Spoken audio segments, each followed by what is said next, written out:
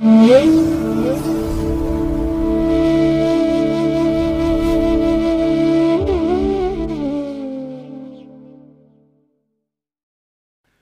ಮಹಾಗಣಪತಯೇ ನಮಃ. ಶ್ರೀ ಗುರುಭ್ಯೋ ನಮಃ. ಹರಿ ಓಂ. ಶ್ರುತಿ ಸ್ಮೃತಿ ಪುರಾಣಾನಾಂ ಆಲಯಂ ಕರುಣಾಲಯಂ ನಮಾಮಿ ಭಗವತ್ಪಾದ ಶಂಕರಂ ಲೋಕಶಂಕರಂ. ಪ್ರೀತಿಯ ವೀಕ್ಷಕ ಬಂಧುಗಳೇ, ತಮಗೆಲ್ಲರಿಗೂ ಸಿರಿಗನ್ನಡ ಸುದ್ದಿವಾಹಿನಿಗೆ ಸ್ವಾಗತ. ದಯಾಮಯನಾದಂತಹ ಭಗವಂತನ ಅನುಗ್ರಹ ತಮ್ಮೆಲ್ಲರಿಗೆ ಪ್ರಾಪ್ತಿಯಾಗಲಿ, ತಮ್ಮೆಲ್ಲರ ಜೀವನ ಆರೋಗ್ಯದಾಯಕವಾಗಿರಲಿ, ಸಂತೃಪ್ತಿದಾಯಕವಾಗಿರಲಿ ಎಂದು ಭಗವಂತನಲ್ಲಿ ಪ್ರಾರ್ಥನೆಯನ್ನು ಮಾಡ್ತಾ ಈ ದಿನದ ಪಂಚಾಂಗ ಫಲವನ್ನು ನೋಡೋಣ. ಹಾಗೆ ದ್ವಾದಶ ರಾಶಿಯವರ ಗೋಚಾರ ಫಲಾಫಲಗಳು ಹೇಗಿವೆ ಅನ್ನೋದನ್ನು ಕೂಡ ತಿಳಿಯೋಣ. ಇನ್ನು ಈ ದಿನದ ವಿಶೇಷ ಕಾರ್ಯಕ್ರಮವನ್ನು ನಾವು ಪ್ರತ್ಯೇಕವಾಗಿ ನೋಡೋಣ ಬನ್ನಿ. ಈ ದಿನ ಹುಟ್ಟುಹಬ್ಬವನ್ನು ಆಚರಿಸ್ಕೊಳ್ತಾ ಇರುವಂಥ ತಮಗೆಲ್ಲರಿಗೂ ಕೂಡ ಹುಟ್ಟುಹಬ್ಬದ ಶುಭಾಶಯಗಳು. ಹಾಗೆ ಈ ದಿನಾಂಕದಂದು ವಿವಾಹವಾಗಿರುವಂಥ ದಂಪತಿಗಳಿಗೂ ಕೂಡ ವಿವಾಹ ವಾರ್ಷಿಕೋತ್ಸವದ ಶುಭಾಶಯಗಳನ್ನು ಹೇಳ್ತಾ ಭಗವಂತ ತಮಗೆಲ್ಲರಿಗೂ ಕೂಡ ಸಕಲ ಸನ್ಮಂಗಳಗಳನ್ನು ಕರುಣಿಸಲಿ ಅಂತ ಹೇಳಿ ಸಿರಿಗನ್ನಡ ಸುದ್ದಿವಾಹಿನಿಯ ಪರವಾಗಿ ಪ್ರಾರ್ಥಿಸುತ್ತೇನೆ. ಪ್ರೀತಿಯ ಬಂಧುಗಳೇ, ಈ ದಿನ 2025 ಜೂನ್ ತಿಂಗಳ 16ನೇ ತಾರೀಕು ಇಂದು ವಾಸರ ಅಂದರೆ ಸೋಮವಾರ. ಈ ಸೋಮವಾರದ ನಿತ್ಯ ಪಂಚಾಂಗ ಫಲ ಹೇಗಿದೆ ನೋಡೋಣ ಬನ್ನಿ. ಶ್ರೀ ವಿಶ್ವಾವಸು ನಾಮ ಸಂವತ್ಸರೆ ಉತ್ತರಾಯಣೆ ಗ್ರೀಷ್ಮ ಋತು ಜ್ಯೇಷ್ಠ ಮಾಸ ಕೃಷ್ಣ ಪಕ್ಷದ ಪಂಚಮಿಯ ತಿಥಿ ಈ ದಿನ ಇದೆ.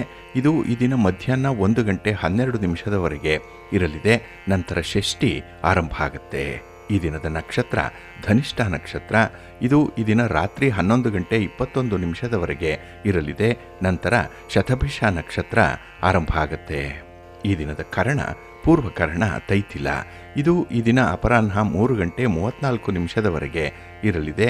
ನಂತರ ಉತ್ತರ ಕರ್ಣ ಗರಜ ಆರಂಭ ಆಗುತ್ತೆ. ಈ ದಿನದ ಯೋಗ ವೈಧೃತಿ ಯೋಗ. ಇದು ಈ ದಿನ ಬೆಳಿಗ್ಗೆ 11:06 ಇರಲಿದೆ. ನಂತರ ವಿಷ್ಕಂಭ ಯೋಗ ಆರಂಭ ಆಗುತ್ತೆ. ಈ ದಿನ ದಿಕ್ಷೂಲೆ ಇರುವಂಥದ್ದು ಪೂರ್ವ ದಿಕ್ಕಿಗೆ. ಇನ್ನು ಈ ದಿನ ಸೂರ್ಯ ಇರುವಂಥ ರಾಶಿ ಮಿಥುನ, ಚಂದ್ರ ಇರುವಂಥ ರಾಶಿ ಮಕರ. ಅಂದರೆ ಮಕರ ರಾಶಿಯಲ್ಲಿ ಚಂದ್ರ ಈ ದಿನ ಮಧ್ಯಾಹ್ನ 1:10 ಇರಲಿದ್ದು ನಂತರ ಕುಂಭರಾಶಿಯನ್ನು ಪ್ರವೇಶ ಮಾಡ್ತಾ ಇದ್ದಾನೆ. ಇನ್ನು ಈ ದಿನ ರಾಹುಕಾಲ ಇರುವಂಥ ಸಮಯ ಈ ದಿನ ಬೆಳಿಗ್ಗೆ 7:35 ಬೆಳಿಗ್ಗೆ 9:11 ಗುಳಿಕ ಕಾಲ ಈ ದಿನ ಮಧ್ಯಾಹ್ನ 2 ಗಂಟೆಯಿಂದ ಅಪರಾಹ್ನ 3:36 ಹಾಗೆ ಯಮಗಂಡ ಕಾಲ ಈ ದಿನ ಬೆಳಿಗ್ಗೆ 10:47 ಮಧ್ಯಾಹ್ನ 12:23 ಇರಲಿದೆ.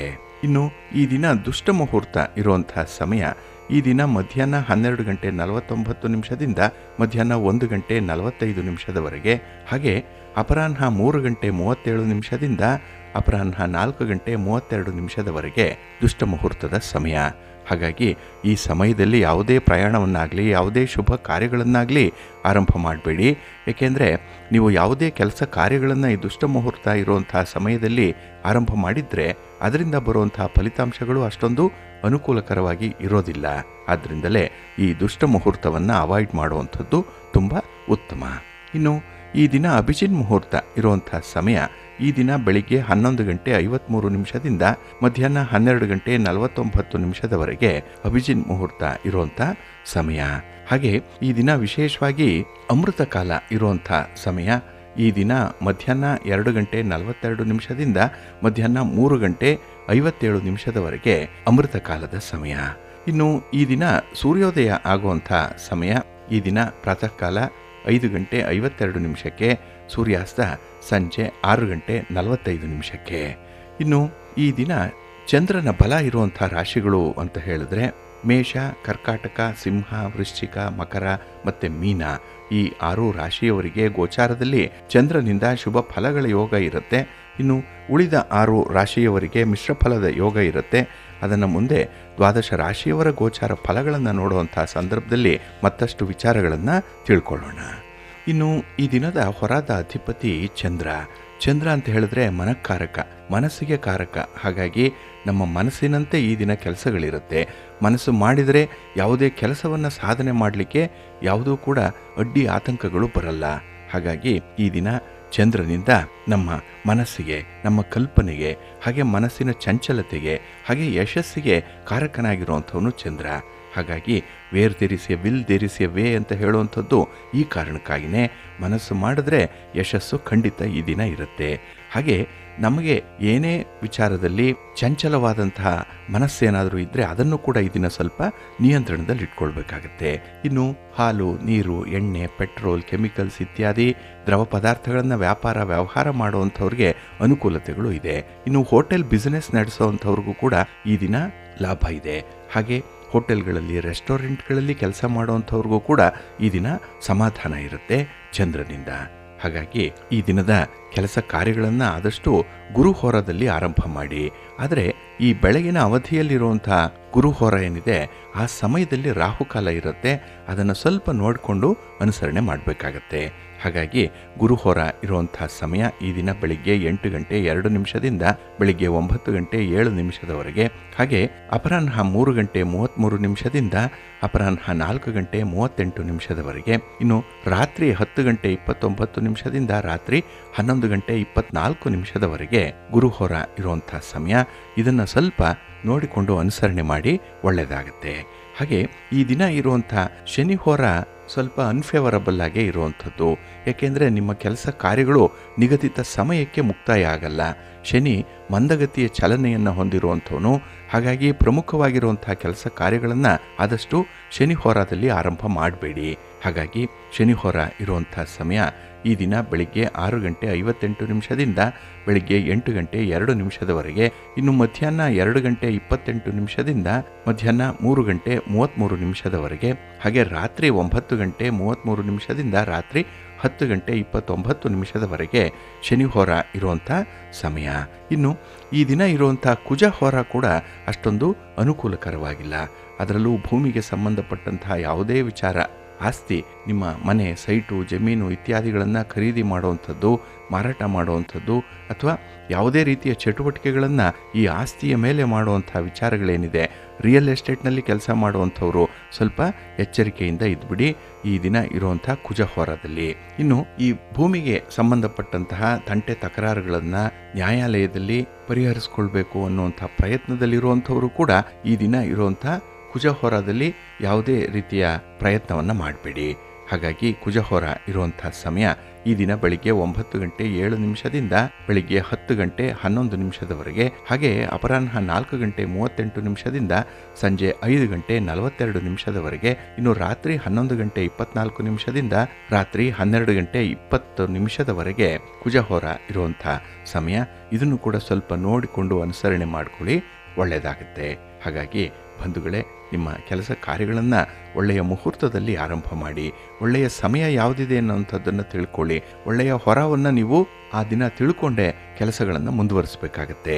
ಅದಕ್ಕಾಗಿಯೇ ಸಿರಿಗನ್ನಡ ಸುದ್ದಿವಾಹಿನಿ ಪ್ರತಿನಿತ್ಯ ಪ್ರಸಾರ ಮಾಡ್ತಾ ಇರುವಂಥ ಈ ಪಂಚಾಂಗದ ವಿವರಗಳನ್ನು ನೀವು ಅನುಸರಣೆ ಮಾಡಿಕೊಳ್ಳಿ. ನಿಮ್ಮ ಪ್ರಯತ್ನ ಯಶಸ್ವಿಯಾಗುತ್ತೆ. ನೀವು ಅಂದುಕೊಂಡಂಥ ಫಲಿತಾಂಶವನ್ನು ಪಡ್ಕೊಳ್ಳಿಕ್ಕೆ ಇದರಿಂದ ಸಾಧ್ಯವಾಗುತ್ತೆ, ಒಳ್ಳೆಯದಾಗತ್ತೆ. ಬಂಧುಗಳೇ, ನಾವು ಪ್ರತಿನಿತ್ಯ ಹೇಳ್ತಾ ಇರ್ತೇವೆ, ನಿಮ್ಮ ಮನೆ ದೇವರನ್ನು, ನಿಮ್ಮ ಕುಲದೇವರನ್ನು ಆರಾಧನೆ ಮಾಡಿ, ಭಕ್ತಿಯಿಂದ ಪೂಜೆ ಮಾಡಿ, ಸ್ಮರಣೆ ಮಾಡಿ, ಸ್ತೋತ್ರ ಹೇಳ್ಕೊಳ್ಳಿ, ದರ್ಶನ ಮಾಡ್ಕೊಳ್ಳಿ ಇತ್ಯಾದಿ ವಿಚಾರಗಳನ್ನು ನಾವು ತಿಳಿಸ್ತಾ ಇರುವಂಥ ಹಿನ್ನೆಲೆ ಏನು ಅಂತ ಹೇಳಿದ್ರೆ, ಪ್ರತಿಯೊಂದು ಕುಟುಂಬಕ್ಕೂ ಕೂಡ ತನ್ನದೇ ಆದಂತಹ ಒಂದು ಕುಲದೈವ ಇದೆ. ಇದನ್ನೇ ಮನೆ ದೇವರು ಅಂತ ಹೇಳಿ ಕರೆಯುವಂಥದ್ದು. ಕೆಲವರಿಗೆ ಮನೆ ದೇವರು ಗಂಡು ದೇವರು ಆಗಿರ್ತಾರೆ, ಹೆಣ್ಣು ದೇವರು ಕೂಡ ಆಗಿರ್ತಾರೆ. ಹಾಗಾಗಿ ವರ್ಷಕ್ಕೆ ಒಮ್ಮೆಯಾದರೂ ಕೂಡ ನಿಮ್ಮ ಕುಲದೇವರನ್ನ ದರ್ಶನ ಮಾಡಿ ಬರಬೇಕು ಅನ್ನುವಂಥದ್ದು ಶಾಸ್ತ್ರಗಳಲ್ಲಿ ಇರುವಂತಹ ಒಂದು ವಿಚಾರ. ಹಾಗಾಗಿ ಯಾವುದೇ ಶುಭ ಕಾರ್ಯಗಳನ್ನು ಮನೆಯಲ್ಲಿ ಮಾಡುವಂತಹ ಸಂದರ್ಭದಲ್ಲೂ ಕೂಡ ಕುಲದೇವರ ಆರಾಧನೆಯಿಂದಲೇ ಕಾರ್ಯಗಳು ಆರಂಭ ಆಗಬೇಕು ಅನ್ನುವಂಥದ್ದು ಇದೆ. ಭಾರತೀಯ ಸಂಸ್ಕೃತಿಯಲ್ಲಿ ಕುಲದೇವಿ ಅಥವಾ ಕುಲದೇವ ಯಾವುದೇ ಕುಲದ ಆಧ್ಯಾತ್ಮಿಕ ಬೆನ್ನೆಲುಬಾಗಿರುತ್ತೆ. ಹಾಗೆ ಒಂದು ಸಂಪ್ರದಾಯ ಅಲ್ಲ ಇದು, ಬದಲಿಗೆ ನಮ್ಮ ಪೂರ್ವಜರು ಸ್ಥಾಪಿಸಿರುವಂತಹ ಮತ್ತೆ ಸಿದ್ಧಪಡಿಸಿರುವಂತಹ ಒಂದು ಅದೃಶ್ಯ ದೈವಿ ಶಕ್ತಿಗಳು ಇದು. ಹಾಗಾಗಿ ಪ್ರತಿ ಕುಟುಂಬಕ್ಕೂ ಕೂಡ ಯಾವುದೋ ಒಂದು ಕುಲದೇವಿ ಕುಲದೇವ ಅನ್ನುವಂಥದ್ದು ಇದ್ದೇ ಇರುತ್ತೆ. ಇದನ್ನು ನಾವು ಗಮನಿಸಬೇಕು. ಹಾಗೆ ಈ ಸ್ಕಾಂದ ಪುರಾಣದಲ್ಲಿ, ವಾಮನ ಪುರಾಣದಲ್ಲಿ, ಬ್ರಹ್ಮವೈವರ್ತ ಪುರಾಣದಲ್ಲಿ, ಕಾಳಿ ತಂತ್ರದಲ್ಲಿ ಇತ್ಯಾದಿ ಗ್ರಂಥಗಳಲ್ಲಿ ಬಹಳ ವಿಶೇಷವಾಗಿ ಕುಲದೇವತೆಯ ಪೂಜೆಗೆ ಮಹತ್ವವನ್ನು ನೀಡಿದ್ದಾರೆ. ಅಲ್ಲಿ ಕುಲದೇವತೆಯ ಬಗ್ಗೆ ತುಂಬ ವಿವರಗಳಿದೆ. ಕೆಲವರಿಗೆ ಕುಲದೇವತೆ ಯಾರು, ಮನೆ ದೇವರು ಯಾರು ಅನ್ನೋಂಥದ್ದೇ ಗೊತ್ತಿರಲ್ಲ. ಆದರೆ ನಮ್ಮ ಕುಲದ ಹಿರಿಯರು ಯಾರಿದ್ದಾರೆ ಅಂಥವರಿಂದ ವಿಚಾರಗಳನ್ನು ತಿಳ್ಕೊಳ್ಬೇಕು. ಎಷ್ಟೋ ಬಾರಿ ಕುಲದೇವರನ್ನೇ ಮರೆತು ಬೇರೆ ದೇವರನ್ನು ಪೂಜೆ ಮಾಡ್ತಾ ಇರುವಂಥದ್ದು ಕೂಡ ಇದೆ. ಹಾಗಾಗಿ ಅಂಥವ್ರಿಗೆ ಜೀವನದಲ್ಲಿ ಶ್ರೇಯಸ್ಸು ಅನ್ನುವಂಥದ್ದು ಇರಲ್ಲ. ಯಾವುದೇ ಕೆಲಸ ಕಾರ್ಯಗಳಲ್ಲಿ ಅವರು ಉನ್ನತಿಯನ್ನು ಕಾಣಲಿಕ್ಕೆ ಸಾಧ್ಯ ಇಲ್ಲ. ಹಾಗೆ ಮನೆಯಲ್ಲಿ ಶುಭ ಕಾರ್ಯಗಳು ನಡೆಯಲ್ಲ. ಜೊತೆಗೆ ಶುಭ ಕಾರ್ಯಗಳು ನಡೆದರೂ ಕೂಡ ಅದು ಮನಸ್ಸಿಗೆ ಸಮಾಧಾನವನ್ನು ತರಲ್ಲ. ಹೀಗಾಗಿನೇ ಕುಲದೇವರನ್ನ ಮರೆತು ನಾವು ಯಾವುದೇ ರೀತಿಯ ಕೆಲಸಗಳನ್ನು ಮಾಡುವಂತಿಲ್ಲ. ಇದು ಶಾಸ್ತ್ರಗಳಲ್ಲಿ ಉಲ್ಲೇಖವಾಗಿರುವಂಥ ಒಂದು ವಿಚಾರ. ಹಾಗೆ ಬ್ರಹ್ಮವೈವರ್ತ ಪುರಾಣದ ಕೃಷ್ಣ ಜನ್ಮ ಖಂಡದಲ್ಲಿ ಈ ಕುಲದೇವರ ಬಗ್ಗೆ ಬಹಳ ವಿಶೇಷವಾಗಿ ವಿವರಿಸಿದ್ದಾರೆ. ಯೋ ಕುಲಾಚಾರ ಸಂಯುಕ್ತ ಸ ಕುಲಂ ತಾರಯೇದ್ ಧ್ರುವಂ ಅಂತ ಹೇಳಿ. ಅಂದರೆ ಯಾರು ಕುಲದ ಆರಾಧ್ಯ ದೇವಿ ಅಥವಾ ಯಾರು ದೇವರಿದ್ದಾರೆ ಅಂಥವರ ಸೇವೆಯನ್ನು ಮಾಡ್ತಾನೆಯೋ ಅವನು ತಾನೊಬ್ಬನೇ ಅಲ್ಲ, ತನ್ನ ಕುಲವನ್ನು ಕೂಡ ಉದ್ಧಾರ ಮಾಡ್ತಾನೆ ಅನ್ನುವಂಥ ಒಂದು ಉಲ್ಲೇಖ ಇದೆ. ಹಾಗಾಗಿ ಇಡೀ ಕುಟುಂಬವನ್ನೇ ಮುಂದಾಳವಾಗಿ ನೋಡ್ಕೊಳ್ತಾ ಇರುವಂತಹ ಮನೆಯ ಯಜಮಾನ ಈ ಕುಲದೇವರನ್ನ ಮೊದಲು ಆರಾಧನೆ ಮಾಡಬೇಕು. ಇನ್ನು ಸ್ಕಂದ ಪುರಾಣದಲ್ಲಿ ಕುಲದೇವತಾಯ ಯಸ್ತು ಯಥೋಕ್ತಂ ನ ಪೂಜೆಯೇತ್ ನ ಪಾಪಿ ನರಕಂ ಯಾತಿ ಕುಲಂ ಚ ವಿನಶ್ಯತಿ ಅಂತ ಹೇಳಿದ್ದಾರೆ. ಅಂದರೆ ಯಾವ ವ್ಯಕ್ತಿ ಕುಲದೇವತೆಯನ್ನ ನಿರ್ಲಕ್ಷ್ಯ ಮಾಡ್ತಾನೋ ಅವನು ಪಾಪಕ್ಕೆ ಭಾಜನನಾಗ್ತಾನೆ, ಮತ್ತೆ ಅವನ ಕುಲವೂ ಕೂಡ ಸಂಕಷ್ಟಕ್ಕೆ ಸಿಕ್ಕಿ ಹಾಕಿಕೊಳ್ಳುತ್ತೆ. ಹಾಗಾಗಿ ಆ ಕುಟುಂಬದಲ್ಲಿ ದುಃಖದ ಮೇಲೆ ದುಃಖ, ನೋವಿನ ಮೇಲೆ ನೋವು ಉಂಟಾಗ್ತಾ ಇರುತ್ತೆ ಅನ್ನುವಂಥ ಒಂದು ವಿಚಾರವನ್ನು ಸ್ಕಂದ ಪುರಾಣ ತಿಳಿಸ್ತಾ ಇದೆ. ಇನ್ನು ಕಾಳಿ ತಂತ್ರ ಹಾಗೆ ತಂತ್ರಸಾರದಲ್ಲಿ ತಿಳಿಸಿರುವಂತೆ ಈ ಕುಲದೇವಿಯ ಉಪಾಸನೆ ಬಹಳ ಮುಖ್ಯ. ಯಾಕೆಂತ ಹೇಳಿದ್ರೆ ನಮಗೆ ಭೂತ ಪ್ರೇತ ಬಾಧೆಗಳೇನಾದರೂ ತಾಕಿದ್ರೆ, ತಾಂತ್ರಿಕ ಪ್ರಹಾರಗಳಾಗ್ತಾ ಇದ್ರೆ, ಶತ್ರುಗಳಿಂದ ಗ್ರಹಗಳಿಂದ ಬಾಧೆಗಳು ಉಂಟಾಗ್ತಾ ಇದ್ರೆ ಈ ಎಲ್ಲವನ್ನೂ ಕೂಡ ನಾಶ ಮಾಡಲಿಕ್ಕೆ ಸರ್ವಶಕ್ತವಾಗಿರುವಂಥದ್ದು ನಮ್ಮ ಕುಲದೇವರು, ನಮ್ಮ ಮನೆ ದೇವರು, ನಮಗೆ ರಕ್ಷಣೆಯನ್ನು ಕೊಡುವಂಥ ದೇವರು ಇವರು. ಹಾಗಾಗಿ ಇವರನ್ನ ಮರೆತು ನಮ್ಮ ಜೀವನ ಇಲ್ವೇ ಇಲ್ಲ ಅನ್ನುವಂಥದ್ದನ್ನ ಇಲ್ಲಿ ತಂತ್ರಸಾರ ತಿಳಿಸತ್ತೆ. ಹಾಗೆ ಕುಲದೇವ್ಯ ಸದಾ ಭಕ್ತ್ಯ ಯಃ ಪಶ್ಯೇ ಚರಣಂ ಶುಭಂ ನ ತಸ್ಯ ದುರ್ಭವೋ ರೋಗೋ ನ ದೋಷಃ ಕುಲನಾಶನಃ ಅಂತ ಹೇಳ್ತಾರೆ. ಅಂದರೆ ಕುಲದೇವತೆಯನ್ನ ಯಾರು ಭಕ್ತಿಯಿಂದ ಪ್ರತಿನಿತ್ಯ ಪೂಜೆ ಮಾಡ್ತಾರೆ, ಸ್ಮರಣೆ ಮಾಡ್ತಾರೆ ಅಂಥವ್ರಿಗೆ ಎಲ್ಲವೂ ಕೂಡ ಶುಭವೇ ಆಗತ್ತೆ.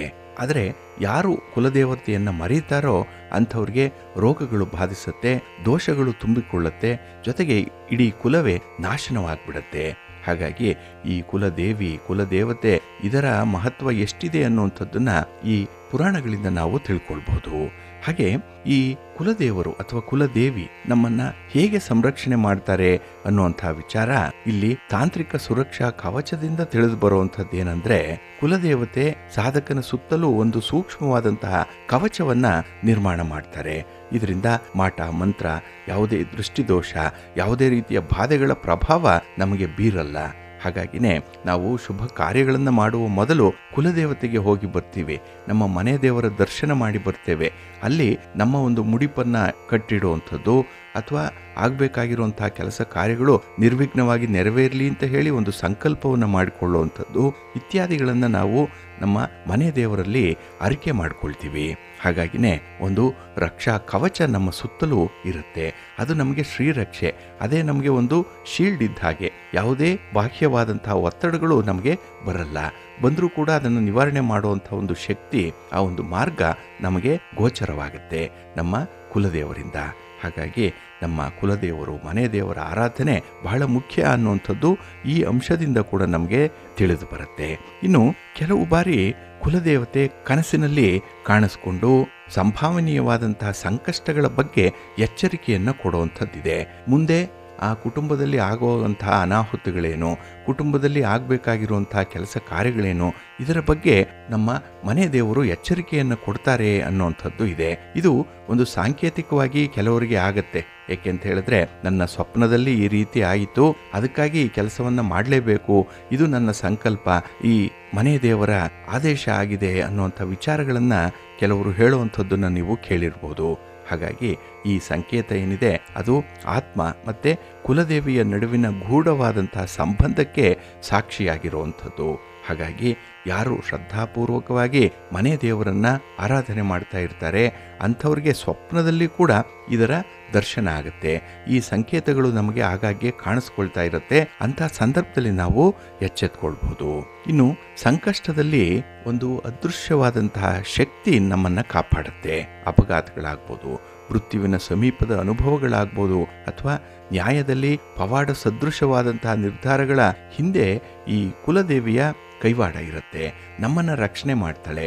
ನಾವು ಎಷ್ಟು ನಿಷ್ಠೆಯಿಂದ ಪ್ರಾಮಾಣಿಕವಾಗಿರ್ತೇವೆಯೋ ಯಾವುದೋ ಒಂದು ಸಂದರ್ಭದಲ್ಲಿ ನಮ್ಮ ಮನೆ ದೇವರೇ ನಮ್ಮ ಕೈ ಹಿಡಿಯುವಂಥದ್ದು.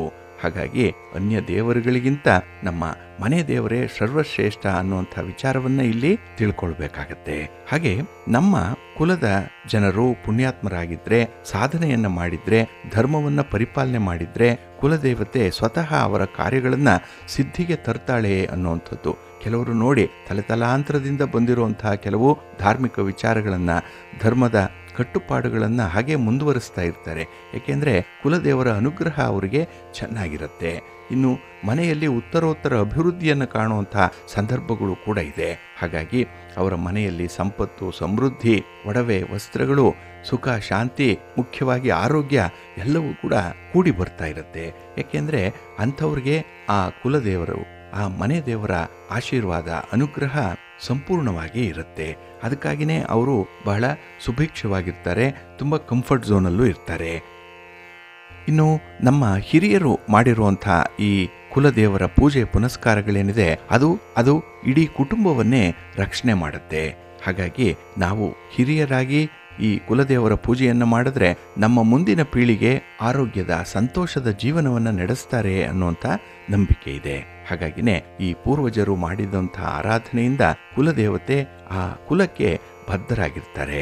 ಮತ್ತೆ ಆ ಕುಲ ಧರ್ಮದಿಂದ ವಿಚಲಿತ ಆಗದೇ ಇದ್ರೆ ರಕ್ಷಣೆಯನ್ನ ನೀಡ್ತಾರೆ ಕುಲದೇವರು, ನಮ್ಮ ಮನೆ ದೇವರು ಅನ್ನುವಂಥ ಒಂದು ಉಲ್ಲೇಖ ಇದೆ.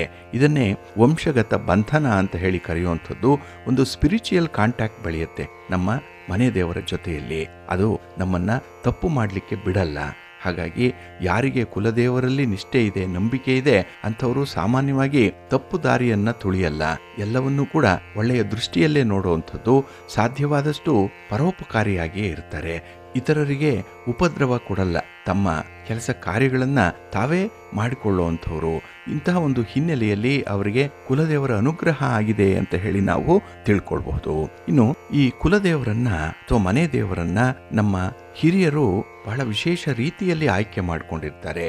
ಆ ಕುಲದಲ್ಲಿ ಯಾರೋ ಒಬ್ಬರು ಹಿಂದೆ ಋಷಿಗಳಿರ್ಬೋದು, ತಪಸ್ವಿಗಳಿರ್ಬೋದು, ಅಥವಾ ಸಿದ್ಧ ಪುರುಷರೇ ಇರ್ಬೋದು, ಅಂಥವರು ಈ ಕುಲದೇವರನ್ನ ಆಯ್ಕೆ ಮಾಡಿಕೊಂಡು ಇವರೇ ನಮ್ಮ ಕುಲದೇವರು ಅಂತ ಹೇಳಿ ಸ್ಥಾಪನೆ ಮಾಡ್ಕೊಂಡಿರ್ತಾರೆ. ಆ ತಪಸ್ಸಿನ ಶಕ್ತಿಯೇ ರಕ್ಷಣೆಯಾಗಿ ಪರಿಣಮಿಸುತ್ತೆ. ಹಾಗಾಗಿ ಆ ಮನೆತನಕ್ಕೆ ಬಂದಿರುವಂತಹ ದೇವರ ಆರಾಧನೆಯನ್ನು ನಾವು ಮುಂದುವರಿಸಬೇಕು. ಇನ್ನು ಒಂದು ರೀತಿಯಲ್ಲಿ ಧಾರ್ಮಿಕ ಒಪ್ಪಂದ ಆಗಿರುವಂಥದ್ದು ಈ ಕುಲದೇವರು ಅಥವಾ ಮನೆ ದೇವರ ವಿಚಾರದಲ್ಲಿ. ಅದರಲ್ಲೂ ವಾಮನ ಪುರಾಣದ ಪ್ರಕಾರ ಕುಲದೇವತೆ ಮತ್ತೆ ಭಕ್ತನ ನಡುವೆ ಒಂದು ಅಲಿಖಿತವಾದಂತಹ ಒಂದು ಬಂಧನ ಇರುತ್ತೆ, ಅಲಿಖಿತವಾದಂತಹ ಒಂದು ಸಂಕಲ್ಪ ಇರುತ್ತೆ. ಯಾರೂ ಬರೆದಿಟ್ಟಿಲ್ಲ, ಯಾರೂ ನಿರ್ದೇಶನ ಮಾಡಲ್ಲ. ಆದರೆ ನಮ್ಮ ವಂಶ ಪಾರಂಪರ್ಯವಾಗಿ ಬಂದಿರುವಂತಹ ಈ ಕಟ್ಟುಪಾಡುಗಳನ್ನು ನಾವು ಅನುಸರಣೆ ಮಾಡ್ತಾ ಇರ್ತೇವೆ. ಇದೇ ನಮಗೆ ಇರುವಂತಹ ಒಂದು ಒಪ್ಪಂದ. ಹಾಗೆ ಇಲ್ಲಿ ನಮ್ಮ ಧರ್ಮಶಾಸ್ತ್ರ ಹೇಳೋ ಪ್ರಕಾರ ರಕ್ಷಾಂ ಕರಿಷ್ಯಾಮಿ ಕುಲಸ್ಯ ನಿತ್ಯಂ ಯಾವದ್ ವತ್ಸ್ರಂತಿ ಧರ್ಮೇಣ ವಂಶಃ ಅಂತ ಹೇಳುವಂಥ ಮಾತು, ಕುಲ ಅನ್ನುವಂಥ ಒಂದು ಮಾತು ಧರ್ಮದಿಂದ ಇರುವವರೆಗೂ ಕೂಡ ನಾನು ನಿರಂತರವಾಗಿ ಆ ಕುಲವನ್ನ, ಆ ಕುಟುಂಬವನ್ನ, ಆ ವ್ಯಕ್ತಿಯನ್ನ ರಕ್ಷಣೆ ಮಾಡ್ತೇನೆ ಅನ್ನುವಂಥ ಒಂದು ಒಪ್ಪಂದವನ್ನ ನಮ್ಮ ಮನೆ ದೇವರು ಮಾಡಿಕೊಂಡಿರ್ತಾರೆ ಅನ್ನುವಂಥ ಉಲ್ಲೇಖ ಇದೆ. ಹಾಗೆ ಈ ಕುಲದೇವರನ್ನ ಕೆಲವರು ಮರೆತು ನಡೀತಾ ಇರುವಂಥದ್ದು ಇದೆ. ಒಂದು ವೇಳೆ ನಾವು ಕುಲದೇವರನ್ನ, ನಮ್ಮ ಮನೆ ದೇವರನ್ನ ಪೂಜೆ ಮಾಡದೇ ಇದ್ರೆ ಏನಾಗತ್ತೆ ಅನ್ನುವಂಥದ್ದನ್ನ ದೇವಿ ಭಾಗವತ ಬಹಳ ವಿಶೇಷವಾಗಿ ತಿಳಿಸಿದೆ. ಯಃ ಕುಲಂ ತಜ್ಯಂ ನಿರ್ಭಕ್ತಃ ಕುಲದೇವೀಂ ನ ಪೂಜೆಯೇ ತಂ ಕುಲ ಚ ನಶ್ಯತಿ ಶೀಘ್ರಂ ಸಂದೇಹ ನಾಸ್ತಿ ವೈ ಅಂತ ಹೇಳಿರುವಂಥದ್ದು.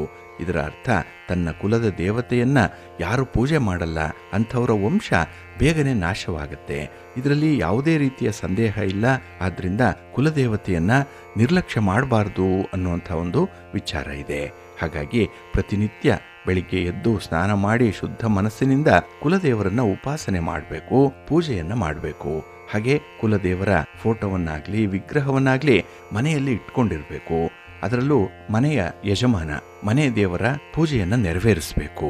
ಹಾಗೆ ಕುಲದೇವತೆಯ ಮಂತ್ರ ಏನಿದೆ ಅದನ್ನ 11 ಬಾರಿ 21 ಬಾರಿ ಅಥವಾ 108 ಬಾರಿ ಪ್ರತಿನಿತ್ಯ ಜಪ ಮಾಡಬೇಕು. ಬೆಳಿಗ್ಗೆ ಸಂಜೆ ಕುಲದೇವತೆಯ ಪೂಜೆಯನ್ನು ಮಾಡಬೇಕು. ಇನ್ನು ಪ್ರತಿ ಅಮಾವಾಸ್ಯೆ, ನವಮಿ ಅಥವಾ ಕುಲಪರ್ವದಂದು ವಿಶೇಷ ನೈವೇದ್ಯವನ್ನ ನಮ್ಮ ಮನೆ ದೇವರಿಗೆ ಅರ್ಪಿಸಬೇಕು. ಹಾಗೆ ತುಪ್ಪದ ದೀಪಗಳನ್ನು ಆ ಸಂದರ್ಭದಲ್ಲಿ ಹಚ್ಚಿಡಬೇಕು. ಹಾಗೆ ಕುಲದೇವರ ಮನೆ ದೇವರ ಹೆಸರಿನಲ್ಲಿ ದಾನ ಧರ್ಮಾದಿಗಳನ್ನು ಮಾಡಬೇಕು, ಧರ್ಮ ಕಾರ್ಯಗಳನ್ನು ಮಾಡಬೇಕು ಅನ್ನುವಂಥದ್ದು ಇದೆ ಈ ಹಿನ್ನೆಲೆಯಲ್ಲಿ. ಇನ್ನು ನಮ್ಮ ಕುಲದ ಹಿರಿಯರಿಂದ ಈ ಮನೆ ದೇವರ ಬಗ್ಗೆ, ಅದರ ಸ್ಥಳ ಎಲ್ಲಿದೆ, ಅದನ್ನ ಆರಾಧನೆ ಮಾಡುವಂತಹ ವಿಧಾನ ಯಾವುದು, ಯಾವ ಸಂದರ್ಭದಲ್ಲಿ ದರ್ಶನವನ್ನ ಮಾಡಬೇಕು ಇತ್ಯಾದಿ ವಿವರಗಳನ್ನು ಕೇಳಿಕೊಂಡು ನಾವು ಪರಿಪಾಲನೆ ಮಾಡಬೇಕು. ನಮ್ಮ ಮುಂದಿನ ಜನಾಂಗಕ್ಕೂ ಕೂಡ ಈ ವಿಚಾರವನ್ನು ತಿಳಿಸ್ಬೇಕು.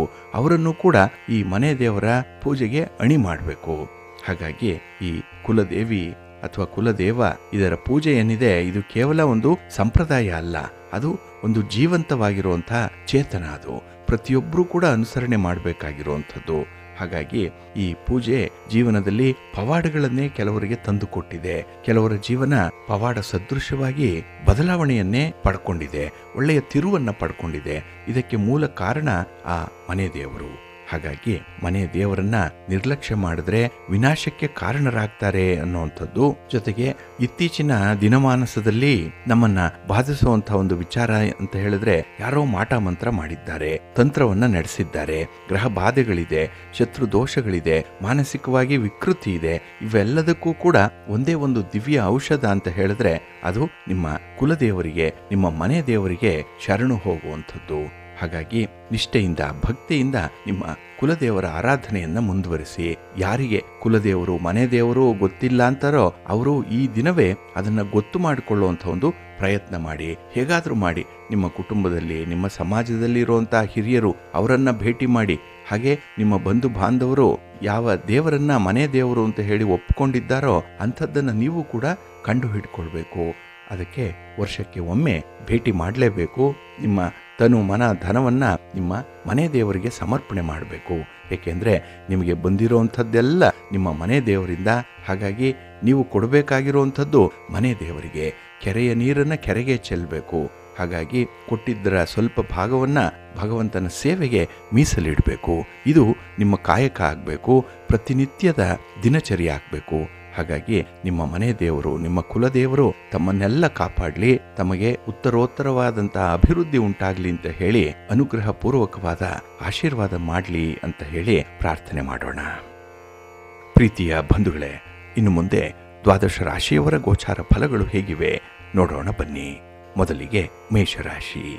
ಮೇಷರಾಶಿಯವರಿಗೆ ಈ ದಿನ ಗ್ರಹಸ್ಥಾನಗಳು ತುಂಬ ಅನುಕೂಲಕರವಾಗಿರುವಂತಹ ದಿನ. ಅದಕ್ಕಾಗಿಯೇ ಈ ದಿನ ನಿಮಗೆ ಎಲ್ಲ ದೃಷ್ಟಿಯಿಂದಲೂ ಕೂಡ ಒಳ್ಳೆಯ ದಿನ, ಉತ್ತಮವಾದಂತಹ ದಿನ. ಹಣಕಾಸಿನ ವಿಚಾರದಲ್ಲಿ ಇದ್ದಂತಹ ನಿರ್ಬಂಧಗಳು ದೂರ ಆಗುವಂತಹ ದಿನ ಇದು. ಹಾಗೆ ನಿಮ್ಮ ವ್ಯಾಪಾರ ವ್ಯವಹಾರಗಳಲ್ಲಿ ಇದ್ದಂತಹ ಅಡೆತಡೆಗಳು ಕೂಡ ನಿವಾರಣೆಯಾಗುತ್ತೆ. ಅದರಲ್ಲೂ ಭಾಗಶಃ ನಿಮಗೆ ನಿವಾರಣೆ ಆಗಿ ಅದು ಮುಂದುವರಿಯುವಂತಹ ಸೂಚನೆಗಳು ಕಾಣಿಸುತ್ತೆ. ಹಾಗೆ ನಿಮ್ಮ ಉದ್ಯೋಗ ಕ್ಷೇತ್ರದಲ್ಲೂ ಕೂಡ ಈ ದಿನ ಹೊಸತನ ಇದೆ, ಲವಲವಿಕೆ ಇದೆ. ಏನಾದರೂ ಒಂದನ್ನು ಸಾಧನೆ ಮಾಡಬೇಕು ಅನ್ನುವಂಥ ಒಂದು ಮನಸ್ಥಿತಿ ಇದೆ. ನಿಮ್ಮ ಒಂದು ಪ್ರತಿಭೆಯನ್ನು ತೋರಿಸಲಿಕ್ಕೆ ಈ ದಿನ ತುಂಬ ಅವಕಾಶಗಳಿರುತ್ತೆ. ಹಾಗಾಗಿ ಭಗವಂತನ ಅನುಗ್ರಹದಿಂದ ಈ ದಿನದ ಕೆಲಸ ಕಾರ್ಯಗಳು ನಿಮಗೆ ತುಂಬ ಯಶಸ್ವಿಯಾಗಿ ನಡೆಯುತ್ತೆ. ಆದರೆ ನೀವಾಗಿ ಮಾಡಿಕೊಳ್ಳುವಂಥ ಒಂದು ಸಣ್ಣ ಎಡವಟ್ಟು, ಒಂದು ತಪ್ಪು ನಿರ್ಧಾರ, ಅದರಲ್ಲೂ ಈ ಆತುರಾತುರವಾಗಿ ತೆಗೆದುಕೊಂಡಂಥ ನಿರ್ಧಾರದಿಂದ ಮಾತ್ರ ಏನಾದರೂ ಅವಘಡಗಳಾಗಬಹುದು.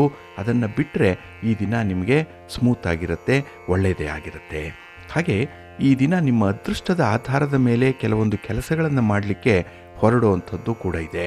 ಅದೃಷ್ಟ ಪರೀಕ್ಷೆ ಅಲ್ಲಿ ನಡೆಯುತ್ತಾ ಇದೆ. ಹಾಗೆ ಈ ದಿನದಲ್ಲಿ ನೀವು ಉತ್ತಮ ಲಾಭವನ್ನು ಪಡ್ಕೊಳ್ಳಿಕ್ಕೆ ಕುಟುಂಬಸ್ಥರ ನೆರವನ್ನು ಪಡ್ಕೊಳ್ಳಿ. ಭಾಳ ಚೆನ್ನಾಗಿ ನಿಮ್ಮ ವ್ಯವಹಾರಗಳು ಮುಂದುವರಿಯುತ್ತೆ. ಇನ್ನು ಸಹೋದ್ಯೋಗಿಗಳೊಂದಿಗೆ ಈ ದಿನ ತುಂಬ ಚೆನ್ನಾಗಿ ಹೊಂದಾಣಿಕೆಯಿಂದ ಇರ್ತೀರಿ. ಒಂದು ಕಾರ್ಡಿಯಲ್ ರಿಲೇಷನ್ಶಿಪ್ ಈ ದಿನ ಇರುತ್ತೆ. ಹಾಗೆ ಈ ದಿನ ನಿಮ್ಮ ಕೆಲಸ ಕಾರ್ಯಗಳನ್ನು ಬಹಳ ವಿಶೇಷ ರೀತಿಯಲ್ಲಿ ಮುಂದುವರಿಸುವಂಥದ್ದು. ಹಾಗೆ ಬೇರೆಯವರ ಒಂದು ಜವಾಬ್ದಾರಿಯನ್ನು, ಅವರ ಕೆಲಸ ಕಾರ್ಯಗಳನ್ನು ಕೂಡ ಅಷ್ಟೇ ಮುತುವರ್ಜಿಯಿಂದ ನಿರ್ವಹಣೆ ಮಾಡ್ತೀರಿ. ಕುಟುಂಬ ಅಂದರೆ ಈ ದಿನ ಇಷ್ಟ, ಕುಟುಂಬಕ್ಕಾಗಿ ಕೆಲಸ ಮಾಡ್ತೀರಿ, ಸೆನ್ಸ್ ಆಫ್ ರೆಸ್ಪಾನ್ಸಿಬಿಲಿಟಿ ಈ ದಿನ ಬಹಳ ಚೆನ್ನಾಗಿದೆ. ಹಾಗೆ ಈ ದಿನ ಯಾವುದೇ ಒಂದು ಕ್ಲಿಷ್ಟಕರವಾದಂತಹ ವಾತಾವರಣ ಇದ್ದರೆ ಅದರಿಂದ ನೀವು ಸ್ವಲ್ಪ ದೂರ ಇರುವಂಥದ್ದು ಉತ್ತಮ. ನಿಮಗೆ ಯಾವ ದಾರಿ ತಿಳಿದಿದೆ, ಯಾವ ಕೆಲಸ ಚೆನ್ನಾಗಿ ಗೊತ್ತಿದೆ, ಅದರಿಂದ ಆರಂಭ ಮಾಡಿ. ನೋನ್ ಟು ಅನ್ನೋನ್ ಅನ್ನುವಂಥದ್ದು ಈ ದಿನ ನಿಮ್ಮ ಅಜೆಂಡಾ ಆಗಬೇಕಾಗತ್ತೆ. ಇದಕ್ಕಾಗಿ ನಿಮ್ಮ ಮನೆ ದೇವರನ್ನು, ನಿಮ್ಮ ಕುಲದೇವರನ್ನು ಪ್ರಾರ್ಥನೆ ಮಾಡ್ತಾ ಇರಿ. ಗಣಪತಿಯನ್ನು ಈ ದಿನ ನೀವು ಸ್ಮರಣೆ ಮಾಡಿ, ಸ್ತೋತ್ರ ಹೇಳ್ಕೊಳ್ಳಿ, ಪೂಜೆ ಮಾಡಿ, 21 ಗರಿಕೆಗಳನ್ನು ಸಮರ್ಪಣೆ ಮಾಡಿ. ಒಳ್ಳೆಯದಾಗತ್ತೆ.